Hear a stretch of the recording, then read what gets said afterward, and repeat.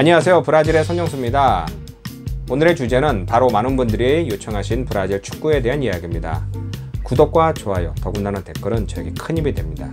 꼭 부탁드립니다. 세계에서 유일하게 모든 월드컵을 참가하였고요, 5관왕을 가진 나라가 브라질입니다. 지금 전국적으로 클럽도 많고 선수도 많고 또 수출도 많이 하는 그런 나라입니다. 그러다 보니 브라질 오신 분들은 야, 길에 가다 보면 아무나 축구를 하고 뭐 클럽도 많고 뭐 최고의 뭐 사람들이 뭐 모인 것 아니냐, 이렇게 질문하시는데요. 이 반은 맞고 반은 더 틀린 또 역사적인 또 배경도 있습니다. 정식적으로 정부에서도 인정하고 브라질 축구연맹도 인정한 것은 1885년에 이제 영국으로 유학을 간 찰리스 밀러라는 하는 브라질 여기 상파울로 태생 사람이 축구공이라는 것을 가지고 와서 야, 이게 축구라는 것이다, 한번 해보자 라고 팀을 꾸려서 경기를 치렀다고 합니다. 제가 살고 있는 이 상파울로만 해도 이제 크게 이제 여러 축구 클럽들이 있지만 그 중에서 상파울로, 파우메이라스, 코린티아스 등 이렇게 세 가지 큰 클럽이 있습니다. 봉해지로라고 하는 한인촌 인근에 이제 클럽들이 이제 처음으로 시작을 했는데요. 왜 그랬느냐? 원래 그 당시에는 뭐 가장 중심지가 지금 현재 한인촌 위에 있는 이제 프라사다스 헤푸블리카라고 하는 이제 센트로 지역이 이제 도시였고요. 지금 이 말지나 찌에떼라고 하는 이제 강변은 그러니까 말처럼 그러니까 강변이었기 때문에 그곳에서 이제 공터로 이제 사람들이 모여서 축구를 하다 보니까 야, 우리 모여서 뭐 집 하나 있으니까 여기서 뭐 장비도 갖다 놓고 우리 가서 사람들과 축구를 하자라고 해서 클럽들이 다 이쪽에 다 있는 겁니다. 브라질의 이제 월드컵에 대해서는요, 지난 1950년에 처음 열렸고요, 2014년 두 번째로 열렸습니다. 1950년에 이제 비운의 경기장, 즉 마라카낭 축구장이 있고요. 리우데자네이루에 있는 이 경기장은 당시 결승에서 우루과이하고 경합을 하면서 누구나 생각해도 다 이길 것이라고 생각했는데 졌습니다. 그때 경기장에 있던 그 내용들 보면요, 갑자기 수만 명의 사람들이 조용해지면서 믿지 못하는, 또 자살한 사람도 있다고 하는데요. 그때 그 경기를 보고 있던 아버지, 그 아버지의 눈물을 본 펠레라는 이제 선수는 당시에는 10살이라는 나이였는데, 아니 우리 아버지가 저 축구 경기를 보고 눈물을 흘리네, 내가 아버지한테 내가 효도를 해야겠다라고 해서 그때부터 열심히 운동을 해서 바로 이제 1958년에 최초의 월드컵, 그 당시 18살 나이에 최초의 이제 월드컵을 거머쥐고요. 펠레라는 이제 불세출 선수를 배출한 그런 배경이 있는 월드컵이기도 합니다. 1958년, 62년, 70년, 94년, 그리고 2002년 월드컵에서 모두 이기면서 5관왕입니다. 그러면서 2014년에 브라질에서 다시 한번 월드컵이 열렸을 때 이번에야말로 우리가 지면 안 된다. 또 그 당시만 해도 브라질이 전 세계에서 최고로 높은 경제 호황을 맡고 있던 그런 나라이기도 합니다. 그러니까 돈도 많이 들어오고, 야, 우리 다 가지고 있어, 선수도 빵빵해, 우리는 이번엔 역사는 되풀이되지 않는다, 이긴다 라고 해서 경기를 이제 시작하게 되는데요. 저도 그때 친구들과 우리 집에서 모여서 제가 이제 고기를 구우면서 친구들과 이제 축구를 보는데, 저는 또 고기를 잠깐 이제 불에 탈 수 있으니까 보러 간 사이에 고기를 뒤집는데 그래서 야, 뭐 브라질? 아니 독일? 말이 돼? 그러고는 또 고을 소리 들리길래 왜 또 리플레이야? 아니? 좀 있다가 또 리플레이? 아니? 이게 자꾸 하다 보니까 저도 고기를 내팽개치고 이제 축구 경기를 보게 되는데, 그때부터 경기가 끝날 때까지 아무도 아무런 얘기를 못한 그런 아픈 경험이 있고요. 저도 그날부터 축구를 더 이상 안 봅니다.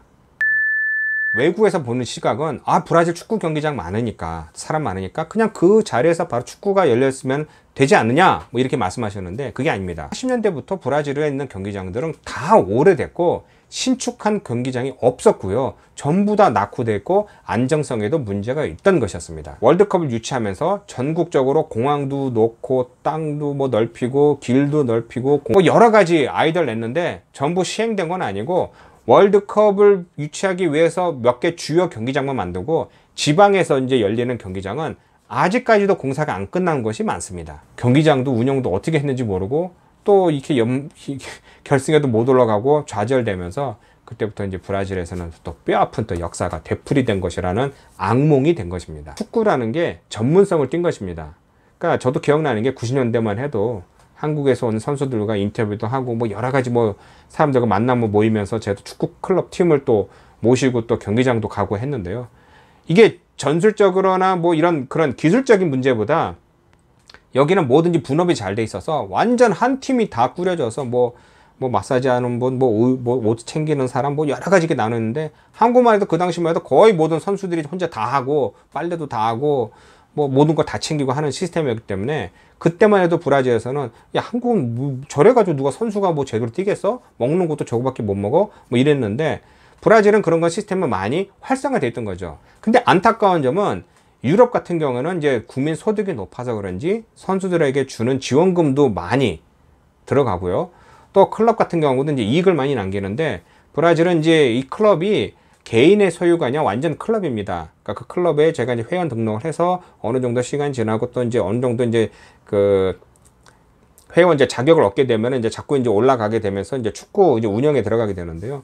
그러다 보니 이게 주인이 없는 거죠. 그러니까 어떤 사람이 어떤 회장이 임기하느냐에 따라서 이게 좌우도가 되고, 또 이 경기장 운영만 가지고는 절대로 돈을 벌 수가 없습니다. 그러니까 선수를 어렸을 때부터 키워서 수출을 해야 그 돈으로 운영을 하기 때문에 결국 좋은 선수 다 만들어서 외국으로 수출하고, 그럼 브라질 국내 리그는 스타가 없는 이런 악순환이 계속 벌어진 것이죠. 몇 가지 성공한 사례는 펠레가 처음으로 이제 외국으로 나가서 다른 나라에서 이제 활동한 것과 같이 90년대만 해도 그 당시만 해도 호마리오, 호나우지뉴, 또 뭐 호베르토 카를로스 등 그 당시만 해도 브라질에 있는 웬만한 선수들은 다 외국 나가는 거죠. 왜냐? 외국에 나가면 브라질 버는 것에 몇 배 되는 연봉을 받을 수 있으니까 기를 쓰고 나가는 거고요. 수많은 선수들과 부딪히면서 기량을 늘리고 또 자기의 또 캐리어에도 이제 많은 이제 이점을 남기기 때문에 뭐든지 나가기로 시작을 했고요. 국가 대 국가 대 경기인데 그 안에 브라질 사람이 더 많은 겁니다. 그러니까 이제 국적을 바꿔서 이제 이쪽 팀 저쪽 팀을 나게 되는데, 야, 이거 되면은 2030년 50년 되면은 브라질 사람 대 브라질 사람이 하는 거 아니냐, 뭐 이런 우스갯소리가 났는데, 그게 현실화 될 것 같으니까 법을 만들어서 이제는 이제 각종 규제가 외국 출신 선수를 몇 명밖에 못 뛴다라는 규제가 자꾸 바뀌는 것입니다. 제가 또 주위에 또 어렸을 때부터 자기 아이를 축구 선수로 키우기 위해 노력한 사람들의 이야기를 들어보면요, 재능이 있으면은 축구 클럽 학교에 놓고요, 유소년 학교부터 놓고 또 그 다음부터 계속해서 클럽에 이제 학교를 돈을 내고 이제 교육을 시켜줍니다. 그러면 이제 어느 정도 되면 이제 시험, 그러니까 테스트를 클럽들이 테스트를 이제 보는 곳을 돌아다니는데, 뭐 눈물겨운 이야기죠. 부모님이 자기 아이를 뒤에 차를 태우고 차를 타고 뭐 때로는 버스 타고 아니면 뭐 비행기 타고 어느 도시에 가서 그쪽 클럽에 이제 입단할 수 있는 이제 테스트를 해보고, 성공하면 거기서 이제 또 거점을 만들어서 또 아이가 몇 달이고 뭐 수업을 받을 수 있도록 해야 되고, 계속 투자도 해야 되고 계속 이제 고통스럽게 이제 다니는 것이죠. 그럼 왜 이렇게 선수들이 많이 목숨을 거느냐? 여러 이유 중에 하나가 저소득층의 아이들이, 그러니까 가정이 아이들이 이제 스타가 되는 길 중에 하나가 바로 이 축구 선수입니다.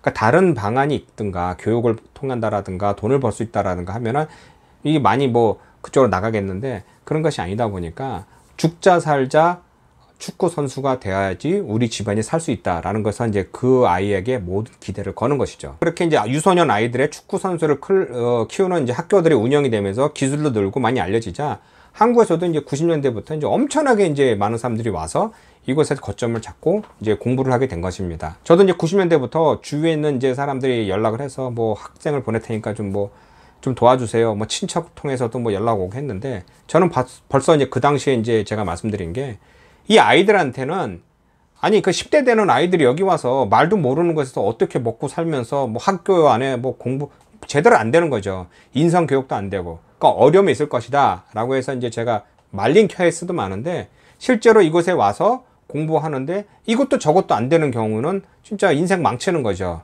그러다 보니 이제 이런 시간이 지나면서 이것이 다가 아니다라고, 또 하나는 브라질에서 배울 만큼 배웠다라고 해서 이제 학교들이 이제 많이 줄어든 경우가 많이 있었습니다.